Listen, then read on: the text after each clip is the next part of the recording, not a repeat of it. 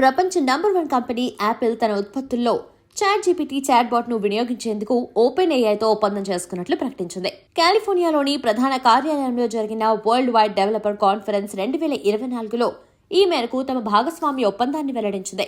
ఈ ఏడాది చివరి వరకు యాపిల్ ఉత్పత్తుల్లో చాట్ జీపీటీ అందుబాటులోకి వస్తుందని తెలిపింది. ఎలాంటి లాగిన్ వివరాలు అవసరం లేకుండానే ఈ చాట్ బాట్ ను వినియోగించుకోవచ్చని పేర్కొంది.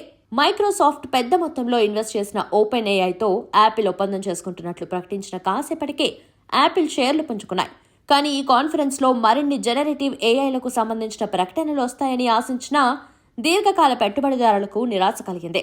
దీంతో సోమవారం మార్కెట్ ముగిసే సమయానికి యాపిల్ షేర్లు 2% నష్టపోయాయి.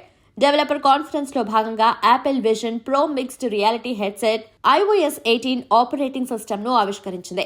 రియాలిటీ హెడ్సెట్ విజన్ ప్రోను చైనా, జపాన్తో సహా మరో 8 దేశాల్లో అందుబాటులో ఉంచనున్నట్లు తెలిపింది. సిరీలోనూ కొన్ని మార్పులు తీసుకొచ్చినట్లు యాపిల్ పేర్కొంది.